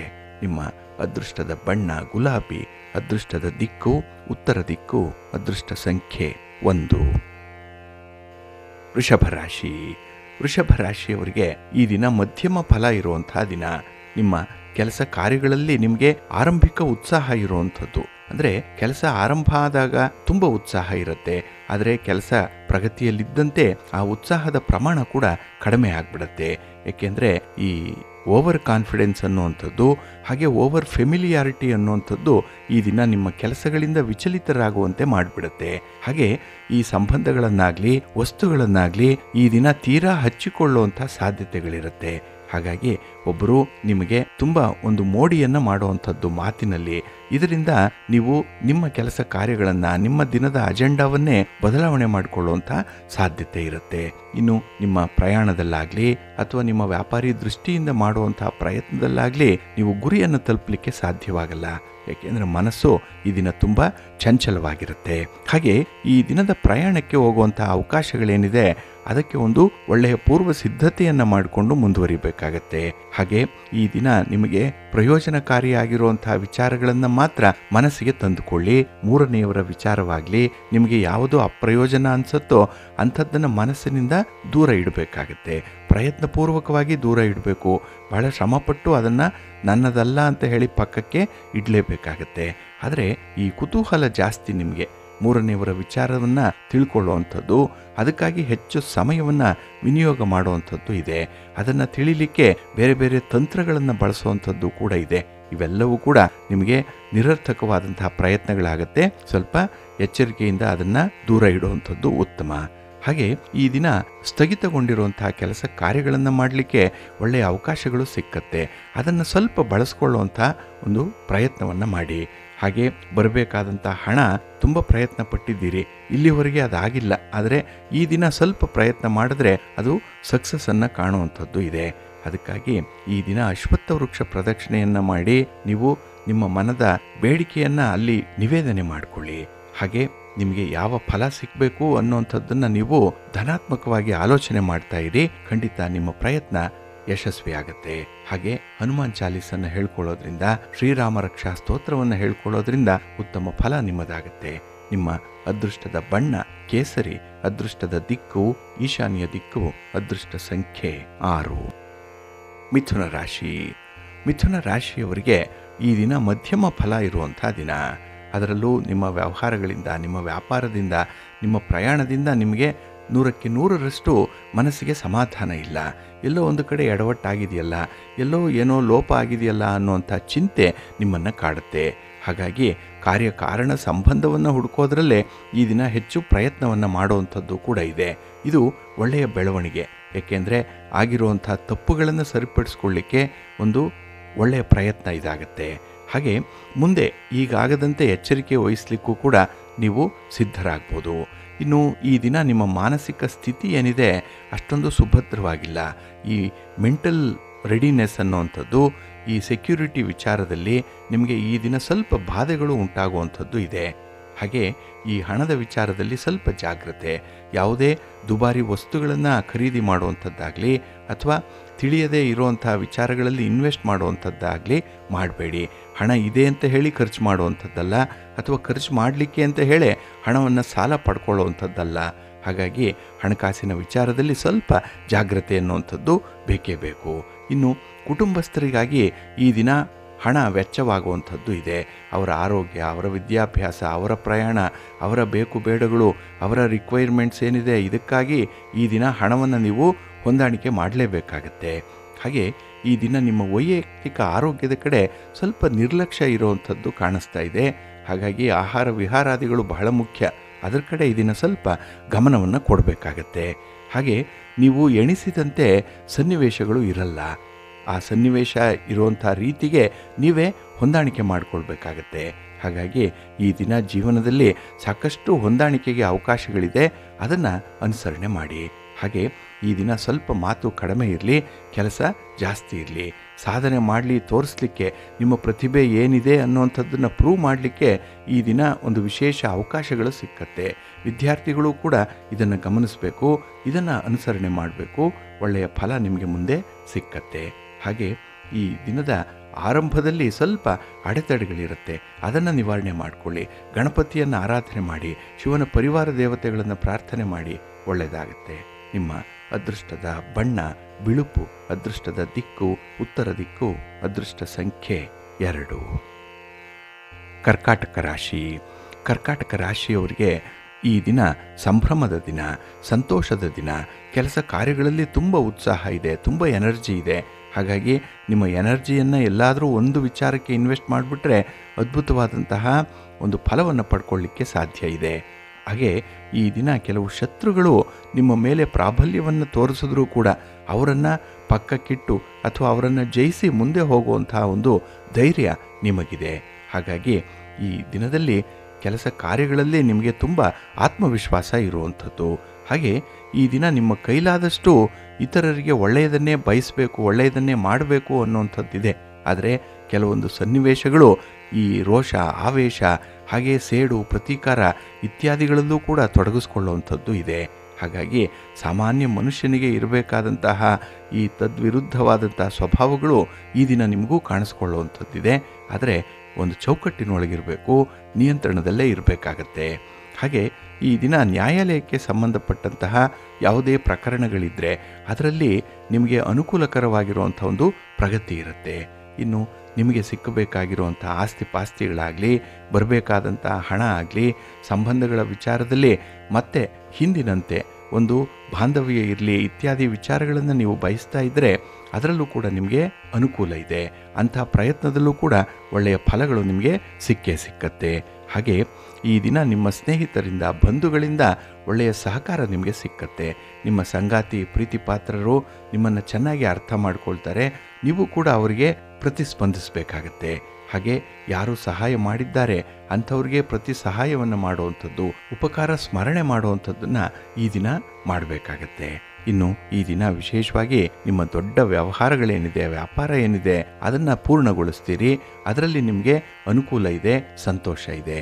ನಿಮ್ಮ ಇಷ್ಟ ದೇವರನ್ನು ಆರಾಧನೆ ಮಾಡ್ತಾ ಇರಿ. ಹಾಗೆ ಭಕ್ತಿಯಿಂದ ಶ್ರೀ ಲಕ್ಷ್ಮೀ ಸಹಸ್ರನಾಮ ಸ್ತೋತ್ರವನ್ನು ಹೇಳ್ಕೊಳ್ಳಿ. ಅಮ್ಮನವರ ದರ್ಶನ ಮಾಡಿ, ಮಹಾವಿಷ್ಣುವನ್ನು ಪ್ರಾರ್ಥನೆ ಮಾಡಿ, ಒಳ್ಳೆಯದಾಗತ್ತೆ. ನಿಮ್ಮ ಅದೃಷ್ಟದ ಬಣ್ಣ ಕೆಂಪು, ಅದೃಷ್ಟದ ದಿಕ್ಕು ಉತ್ತರ ದಿಕ್ಕು, ಅದೃಷ್ಟ ಸಂಖ್ಯೆ 1. ಸಿಂಹರಾಶಿ. ಸಿಂಹರಾಶಿಯವರಿಗೆ ಈ ದಿನ ತುಂಬ ಅನುಕೂಲಕರವಾಗಿರುವಂಥ ದಿನ. ಅದರಲ್ಲೂ ನೀವು ಕೆಲವರ ಮನಸ್ಸನ್ನು ಗೆಲ್ಲುವಂಥ ದಿನ. ನಿಮ್ಮ ಮಾತಿನಿಂದ, ನಿಮ್ಮ ಕೆಲಸದಿಂದ, ನಿಮ್ಮ ನಡತೆಯಿಂದ ಈ ದಿನ ಕೆಲವರ ಮನಸ್ಸನ್ನು ಗೆಲ್ಲುವಂಥದ್ದಿದೆ. ಹಾಗಾಗಿ ನಿಮಗೆ ತುಂಬ ಉತ್ಸಾಹ ಇದೆ, ತುಂಬ ಆತ್ಮವಿಶ್ವಾಸ ಇದೆ. ಹಾಗೆ ಈ ದಿನ ಪ್ರೀತಿ ಪ್ರೇಮದ ವಿಚಾರದಲ್ಲೂ ಕೂಡ ಅದ್ಭುತವಾದಂತಹ ಅನುಕೂಲವನ್ನು ಪಡ್ಕೊಳ್ತೀರಿ, ಅನುಭವವನ್ನು ಪಡ್ಕೊಳ್ತೀರಿ. ಇನ್ನು ಈ ದಿನ ನಿಮ್ಮ ಕುಟುಂಬ, ನಿಮ್ಮ ಸಮಾಜ ಇದರ ಜೊತೆಗೆ ಒಂದು ಬಾಂಧವ್ಯವನ್ನು ಬೆಸೆದುಕೊಳ್ಳುವಂಥ ಸನ್ನಿವೇಶಗಳು ಕೂಡ ಇದೆ. ಎಲ್ಲೋ ಒಂದು ಕಡೆ ಸಮಾರಂಭದಲ್ಲೋ ಯಾವುದೋ ಕಾರ್ಯಕ್ರಮದಲ್ಲೋ ನಿಮ್ಮ ಬಂಧು ಮಿತ್ರರನ್ನು ಭೇಟಿ ಮಾಡುವಂಥ ಅವಕಾಶಗಳು ಕೂಡ ಇದೆ. ಇನ್ನು ಈ ಸಾಮಾಜಿಕ ಮಾಧ್ಯಮದಲ್ಲಿ ಕೆಲಸ ಮಾಡುವಂಥವ್ರಿಗೆ ಈ ದಿನ ಅನುಕೂಲ ಇರುವಂಥದ್ದು. ಅಲ್ಲಿ ನಿಮ್ಮ ಒಂದು ಶ್ರಮ, ನಿಮ್ಮ ಒಂದು ಪ್ರತಿಭೆ ಬೆಳಕಿಗೆ ಬರಲಿಕ್ಕೆ ಎಲ್ಲ ರೀತಿಯ ಅವಕಾಶಗಳು ಈ ದಿನ ನಿಮಗೆ ಸಿಕ್ಕತ್ತೆ. ಹಾಗೆ ನಿಮ್ಮ ಕುಟುಂಬ ಸದಸ್ಯರ ಜೊತೆಯಲ್ಲಿ ಸ್ವಲ್ಪ ಕ್ವಾಲಿಟಿ ಟೈಮನ್ನು ಕಳೆಯುವಂಥ ಸಾಧ್ಯತೆ ಕೂಡ ಹೆಚ್ಚಾಗಿದೆ. ಹಾಗೆ ಈ ದಿನದಲ್ಲಿ ನಿಮ್ಮ ಸಂಬಂಧಿಕರ ಜೊತೆಯಲ್ಲಿ ವ್ಯವಹಾರ ಮಾಡುವಂಥ ಸಂದರ್ಭದಲ್ಲಿ ಸ್ವಲ್ಪ ಎಚ್ಚರಿಕೆಯಿಂದ ಇರಬೇಕಾಗತ್ತೆ. ಹಾಗೆ ಒಂದು ಸನ್ನಿವೇಶ ನಿಮಗೆ ಇಷ್ಟ ಆಗಲಿಲ್ಲ ಅಂದರೆ ಆ ಸನ್ನಿವೇಶದ ಜೊತೆಯಲ್ಲೇ ಹೊಂದಾಣಿಕೆ ಮಾಡಿಕೊಳ್ಬೇಕಾಗತ್ತೆ. ಏಕೆಂದರೆ 4 ಜನ ನಡೆಯುವಂಥ ದಾರಿಯಲ್ಲಿ ನಾವು ನಡಿಬೇಕು.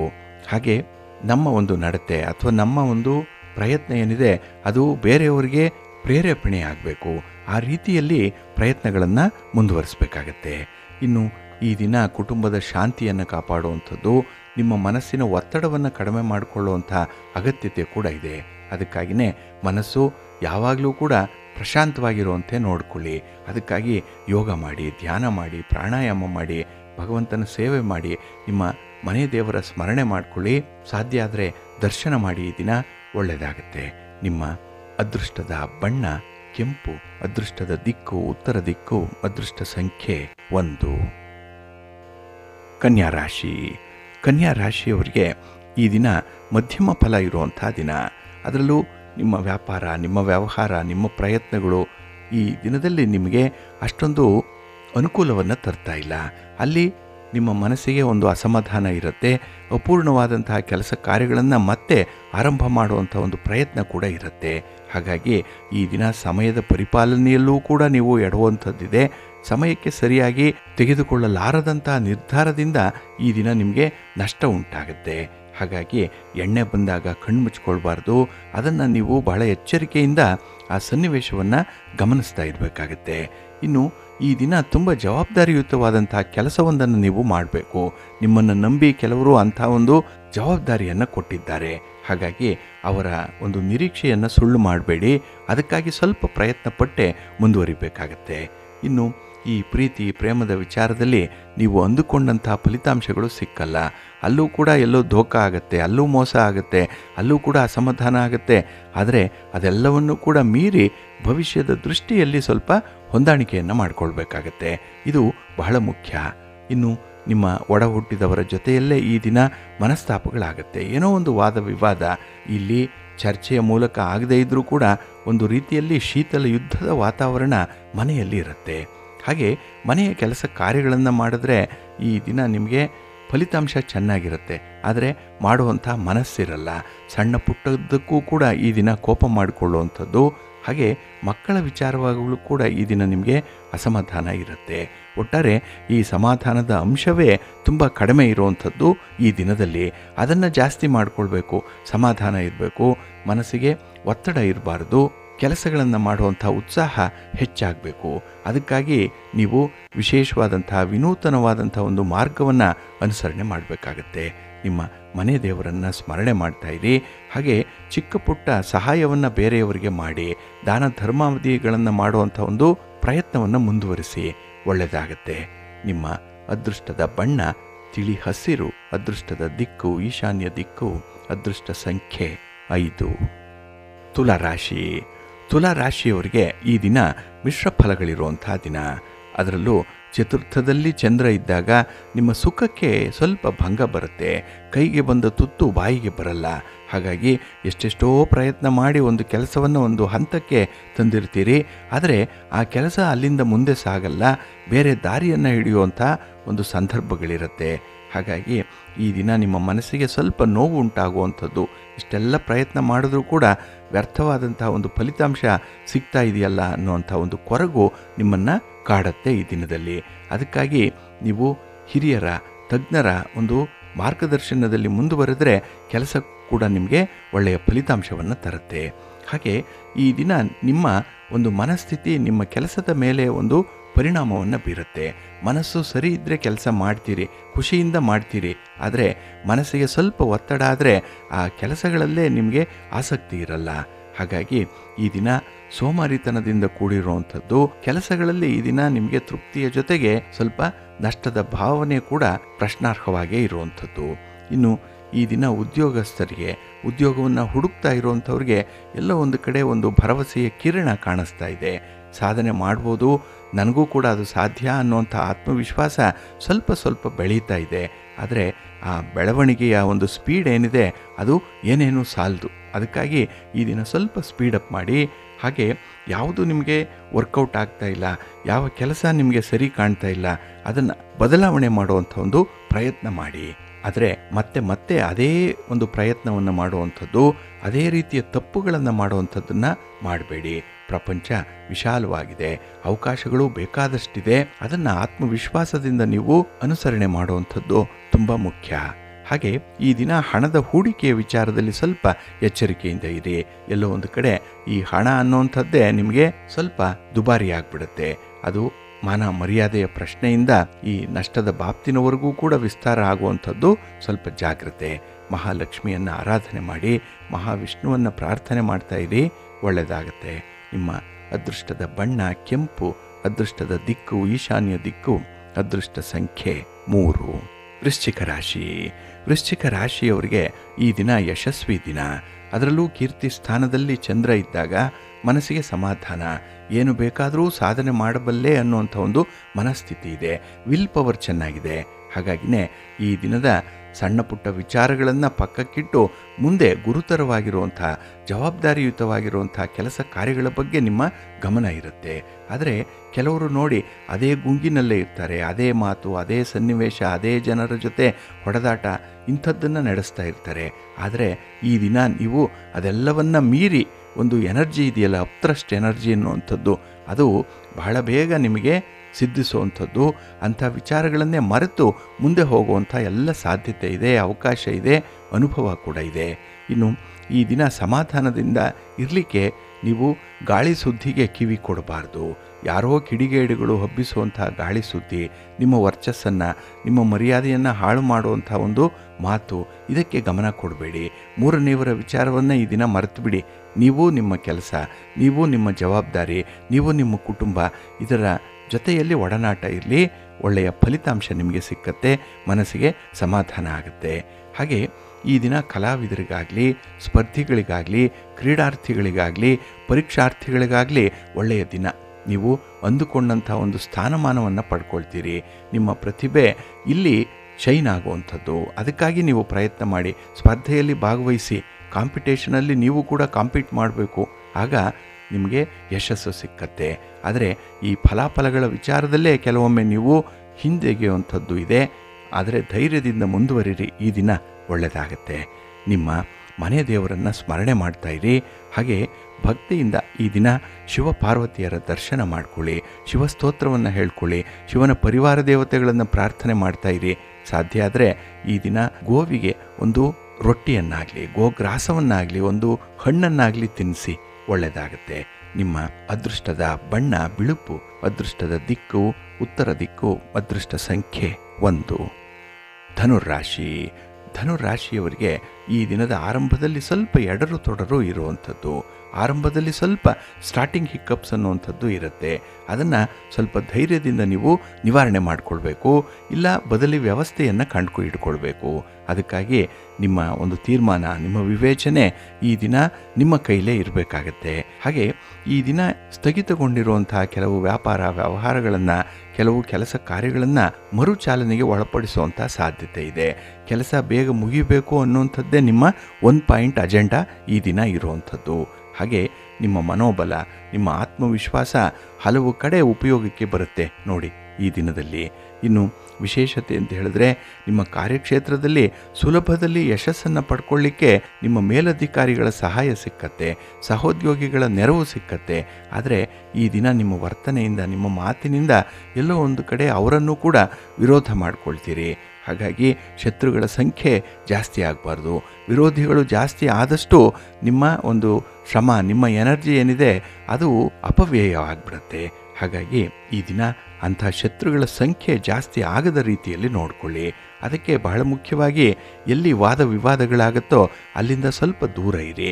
ನಿಮ್ಮ ಅಭಿಪ್ರಾಯವನ್ನು ತಿಳಿಸೋ ಮೊದಲು 1 ಅಲ್ಲ 2 ಸಲ ಆಲೋಚನೆ ಮಾಡಿ, ಮಾತು ಕಡಿಮೆ ಮಾಡಿ, ಕೆಲಸ ಜಾಸ್ತಿ ಮಾಡಿ. ಹಾಗೆ ಈ ದಿನ ಕುಟುಂಬದಲ್ಲಿ ನಿಮ್ಮ ಜವಾಬ್ದಾರಿ ಏನು, ನಿಮ್ಮ ಕೆಲಸ ಕಾರ್ಯಗಳೇನು, ಅದನ್ನು ತಿಳ್ಕೊಳ್ಳುವಂಥ ಒಂದು ಒಳ್ಳೆಯ ಸನ್ನಿವೇಶ ಸಿಕ್ಕತ್ತೆ. ಆದರೆ ನಿಮ್ಮ ಸ್ವಂತ ಆರೋಗ್ಯದ ಕಡೆ ಈ ದಿನ ಗಮನ ಕೊಡಬೇಕು. ಕುಟುಂಬಸ್ಥರ ಬೇಕು ಬೇಡಗಳ ಕಡೆ ಕೂಡ ಈ ದಿನ ನಿಮ್ಮ ಜವಾಬ್ದಾರಿಯ ನಡೆ ಇರಬೇಕಾಗತ್ತೆ. ಇನ್ನು ಈ ದಿನದಲ್ಲಿ ನಿಮ್ಮ ಹಣಕಾಸಿನ ಪರಿಸ್ಥಿತಿ ಸಾಕಷ್ಟು ಸುಧಾರಣೆಯತ್ತ ಇದೆ. ಯಾವುದೇ ಒಂದು ಇನ್ವೆಸ್ಟ್ಮೆಂಟ್ ಇರಲಿ, ಯಾವುದೇ ವಸ್ತುವಿನ ಖರೀದಿ ಇರಲಿ, ನಿಮಗೆ ತುಂಬ ಧೈರ್ಯವನ್ನು ತಂದು ಕೊಡ್ತಾ ಇದೆ. ಅದು ನನ್ನಿಂದ ಸಾಧ್ಯ ಅನ್ನುವಂಥ ಆತ್ಮವಿಶ್ವಾಸ ನಿಮ್ಮಲ್ಲಿ ಮೂಡ್ತಾ ಇದೆ. ಇದು ಪ್ರಗತಿಯ ಒಂದು ಸಂಕೇತ, ಬೆಳವಣಿಗೆಯ ಸಂಕೇತ. ಇದನ್ನು ಮುಂದುವರಿಸಿ ಮಹಾಲಕ್ಷ್ಮಿಯನ್ನು ಆರಾಧನೆ ಮಾಡಿ, ಮಹಾವಿಷ್ಣುವನ್ನು ಈ ದಿನ ದರ್ಶನ ಮಾಡ್ಕೊಳ್ಳಿ, ಒಳ್ಳೆಯದಾಗತ್ತೆ. ಅಶ್ವತ್ಥ ವೃಕ್ಷ ಪ್ರದಕ್ಷಿಣೆ ಮಾಡಿ ಈ ದಿನ ಅದನ್ನು ಮುಟ್ಟದೆ ನಮಸ್ಕಾರ ಮಾಡಿ. ನಿಮ್ಮ ಅದೃಷ್ಟದ ಬಣ್ಣ ತಿಳಿ ಹಸಿರು, ಅದೃಷ್ಟದ ದಿಕ್ಕು ಈಶಾನ್ಯ ದಿಕ್ಕು, ಅದೃಷ್ಟ ಸಂಖ್ಯೆ 3. ಮಕರ ರಾಶಿ. ಮಕರ ರಾಶಿಯವರಿಗೆ ಈ ದಿನ ಅನುಕೂಲಕರವಾಗಿರುವಂಥ ದಿನ. ಅದರಲ್ಲೂ ಚಂದ್ರ ನಿಮ್ಮ ರಾಶಿಯಲ್ಲಿದ್ದಾಗ ಮನಸ್ಸಿಗೆ ಸಮಾಧಾನ. ಈ ಬೆಳಗಿನ ಅವಧಿಯಲ್ಲಿ ತುಂಬ ಲವಲವಿಕೆಯಿಂದ ಇರ್ತೀರಿ. ಕೆಲಸ ಕಾರ್ಯಗಳನ್ನು ಹೊಸದಾಗಿ ಆರಂಭ ಮಾಡುವಂಥ ಒಂದು ತುಡಿತದಲ್ಲಿರ್ತೀರಿ, ತುದಿಗಾಲಿನಲ್ಲಿ ನಿಂತಿರ್ತೀರಿ. ಹಾಗೆ ನಿಮಗೆ ಇಷ್ಟವಾಗಿರುವಂತಹ ಬಂಧು ಮಿತ್ರರ ಭೇಟಿ ಈ ದಿನ ಆಗುವಂಥದ್ದು.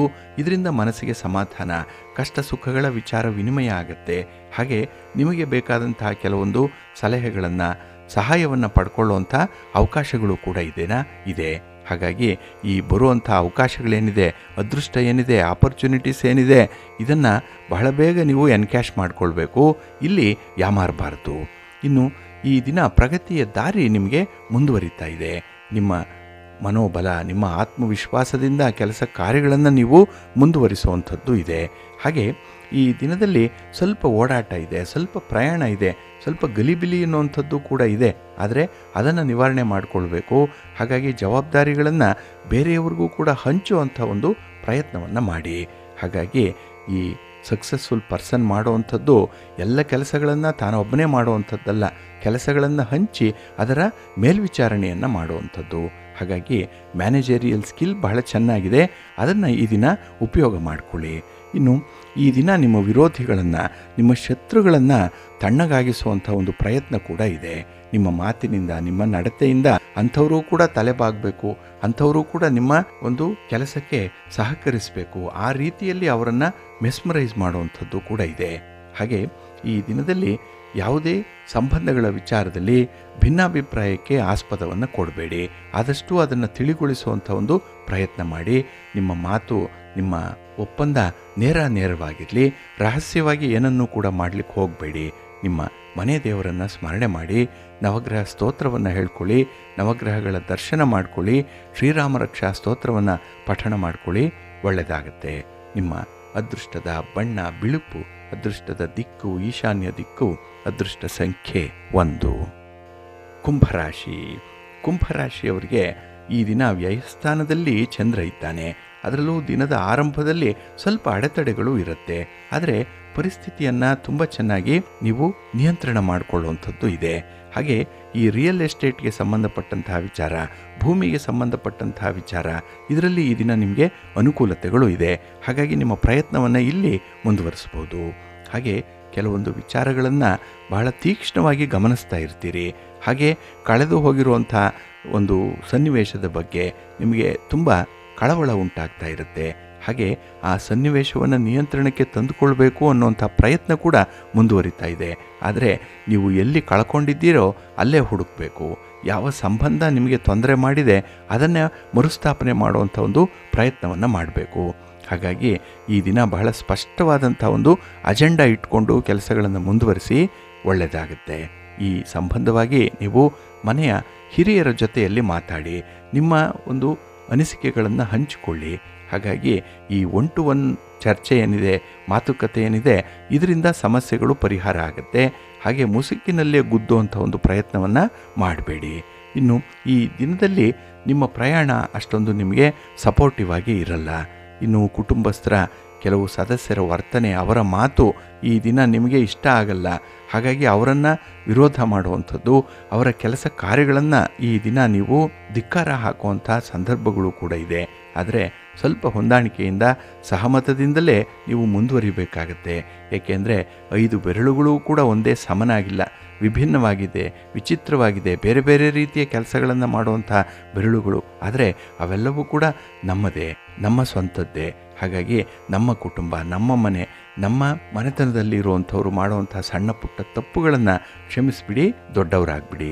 ನಿಮ್ಮ ಮನೆ ದೇವರನ್ನು ಸ್ಮರಣೆ ಮಾಡ್ತಾ ಇರಿ. ಹಾಗೆ ಭಕ್ತಿಯಿಂದ ಈ ದಿನ ನೀವು ದುರ್ಗಾಸ್ತುತಿಯನ್ನು ಮಾಡಿ, ಅಮ್ಮನವರ ದರ್ಶನ ಮಾಡ್ಕೊಳ್ಳಿ, ಒಳ್ಳೆಯದಾಗತ್ತೆ. ನಿಮ್ಮ ಅದೃಷ್ಟದ ಬಣ್ಣ ಬಿಳುಪು, ಅದೃಷ್ಟದ ದಿಕ್ಕು ಈಶಾನ್ಯ ದಿಕ್ಕು, ಅದೃಷ್ಟ ಸಂಖ್ಯೆ 2. ಮೀನರಾಶಿಯವರಿಗೆ ಈ ದಿನ ನಿಮ್ಮ ಕಾರ್ಯಕ್ಷೇತ್ರದಲ್ಲಿ ಅತ್ಯಂತ ಯಶಸ್ಸನ್ನು ಪಡ್ಕೊಳ್ಳುವಂಥ ದಿನ. ಯಶಸ್ಸಿನ ಹಿಂದೆ ಸಮಾಧಾನ ಇದೆ, ಸಮಾಧಾನದ ಹಿಂದೆ ಮನಃಶಾಂತಿ ಇದೆ. ಹಾಗಾಗಿ ಒಂದಕ್ಕೊಂದು ಸಹ ಸಂಬಂಧ ಇರುವಂಥ ಕೆಲಸ ಕಾರ್ಯಗಳನ್ನು ನೀವು ಮಾಡುವಂಥದ್ದು ಇದೆ. ಹಾಗೆ ಈ ದಿನ ಲಾಭಸ್ಥಾನದಲ್ಲಿ ಚಂದ್ರ ಇರೋದರಿಂದ ಎಲ್ಲ ರೀತಿಯಲ್ಲೂ ಕೂಡ ಒಂದು ಸಮನ್ವಯತೆ ಕಾಣ್ತಾ ಇದೆ. ಹಾಗೆ ತಪ್ಪು ಒಪ್ಪುಗಳನ್ನು ಈ ದಿನ ನೀವು ಬಹಳ ವಿಶೇಷ ರೀತಿಯಲ್ಲಿ ಬ್ಯಾಲೆನ್ಸ್ ಮಾಡುವಂಥದ್ದು. ಜೊತೆಗೆ ಯಾವುದೇ ರೀತಿಯ ಚರ್ಚೆ, ಮಾತುಕತೆ ಅಥವಾ ಒಂದು ಅಭಿಪ್ರಾಯವನ್ನು ಹೇಳುವಂಥ ಸಂದರ್ಭ, ಇದರಲ್ಲಿ ಬಹಳ ಪ್ರಬುದ್ಧರಾಗಿ ವರ್ತಿಸ್ತೀರಿ. ತುಂಬ ಮೆಚೂರ್ಡ್ ವೇನಲ್ಲಿ ಈ ದಿನ ಇರುವಂಥದ್ದು. ಹಾಗೆ ನಿಮ್ಮ ಕೆಲಸ ಕಾರ್ಯಗಳಲ್ಲಿ ಇದ್ದಂತಹ ಸಮಸ್ಯೆಗಳೇನಿದೆ ಅದನ್ನು ಬಹಳ ಚೆನ್ನಾಗಿ ಸಮರ್ಥವಾಗಿ ಎದುರಿಸುವಂಥದ್ದು, ಅದಕ್ಕೆ ಒಂದು ಶಾಶ್ವತ ಪರಿಹಾರವನ್ನು ಕಂಡುಕೊಳ್ಳುವಂಥ ಒಂದು ಪ್ರಯತ್ನ ಕೂಡ ಇದೆ. ಇನ್ನು ವ್ಯವಹಾರದ ವಿಚಾರದಲ್ಲಿ ಆಗಿರುವಂಥ ನಷ್ಟವನ್ನು ತುಂಬಿಕೊಳ್ಳಲಿಕ್ಕೆ, ಆಗಿರುವಂಥ ಅನ್ಯಾಯವನ್ನು ಸರಿಪಡಿಸ್ಕೊಳ್ಳಿಕ್ಕೆ ಈ ದಿನ ವಿಶೇಷ ಅವಕಾಶ ಒಂದು ನಿಮಗೆ ಸಿಕ್ಕತ್ತೆ. ಹಾಗಾಗಿ ಗುರು ಹಿರಿಯರ ಅಥವಾ ಮೇಲಧಿಕಾರಿಗಳ ಮಾರ್ಗದರ್ಶನದಲ್ಲಿ ಇಂತಹ ಒಂದು ಸರಿ ಆಗುವಂಥ ಒಂದು ಪ್ರಯತ್ನ ನಿಮಗೆ ಒದಗಿ ಬರುತ್ತೆ. ಹಾಗೆ ಈ ದಿನ ಉತ್ತಮವಾಗಿ ಹಣವನ್ನು ಸಂಪಾದನೆ ಮಾಡ್ತೀರಿ, ಲಾಭ ಇದೆ. ಆದರೆ ಉಳಿತಾಯದ ದೃಷ್ಟಿಯಲ್ಲಿ ಕೂಡ ನೀವು ಈ ದಿನ ನಿಮ್ಮ ಮನಸ್ಸನ್ನು ಹರಿಸ್ಬೇಕಾಗತ್ತೆ. ಹಾಗೆ ನಿಮ್ಮ ಶಕ್ತಿಯಲ್ಲಿ, ನಿಮ್ಮ ಒಂದು ಎನರ್ಜಿಯಲ್ಲಿ ಈ ದಿನ ತುಂಬ ಹೆಚ್ಚಳ ಇರುವಂಥದ್ದು. ಹಾಗಾಗಿ ಈ ದಿನ ನಿಮ್ಮ ಒಂದು ಹಿಡನ್ ಅಜೆಂಡಾ ಏನಿದೆ ಅದನ್ನು ಪೂರೈಸ್ಕೊಳ್ಳಿಕ್ಕೂ ಕೂಡ ಒಂದು ಪ್ರಯತ್ನವನ್ನು ಮಾಡ್ತಾ ಇರ್ತೀರಿ ಸೈಡ್ ಬೈ ಸೈಡ್. ಆದರೆ ಪ್ರಮುಖವಾದಂತಹ ನಿಮ್ಮ ಕುಟುಂಬಕ್ಕೆ ಬೇಕಾದಂತಹ ಕೆಲವೊಂದು ವಿದ್ಯಮಾನಗಳನ್ನು ವಿಶೇಷ ಮುತುವರ್ಜಿಯಿಂದ ಮಾಡಿ ಅದರಲ್ಲಿ ಒಂದು ಲಾಭವನ್ನು ತಂದುಕೊಳ್ಳುವಂಥ ಪ್ರಯತ್ನದಲ್ಲಿ ಯಶಸ್ವಿಯಾಗ್ತೀರಿ. ಆದರೆ ಈ ದಿನ ನಿಮ್ಮ ಹಿತಶತ್ರುಗಳ ಬಗ್ಗೆ ಸ್ವಲ್ಪ ಎಚ್ಚರಿಕೆಯಿಂದ ಇರಿ. ಯಾರನ್ನೂ ಕೂಡ ಅತಿಯಾಗಿ ನಂಬಲಿಕ್ಕೆ ಹೋಗಬೇಡಿ. ಈ ಡಿಪೆಂಡೆನ್ಸಿಯನ್ನು ಆದಷ್ಟು ಕಡಿಮೆ ಮಾಡಿಕೊಳ್ಳಿ, ಒಳ್ಳೆಯದಾಗತ್ತೆ. ನಿಮ್ಮ ಮನೆ ದೇವರನ್ನು ಸ್ಮರಣೆ ಮಾಡ್ತಾ ಇರಿ. ಹಾಗೆ ಭಕ್ತಿಯಿಂದ ಆಂಜನೇಯ ಸ್ತೋತ್ರವನ್ನು ಹೇಳ್ಕೊಳ್ಳಿ, ಹನುಮಾನ್ ಚಾಲೀಸನ್ನು ಹೇಳ್ಕೊಳ್ಳಿ, ಒಳ್ಳೆಯದಾಗತ್ತೆ. ನಿಮ್ಮ ಅದೃಷ್ಟದ ಬಣ್ಣ ಕೇಸರಿ, ಅದೃಷ್ಟದ ದಿಕ್ಕು ಈಶಾನ್ಯ ದಿಕ್ಕು, ಅದೃಷ್ಟ ಸಂಖ್ಯೆ 1.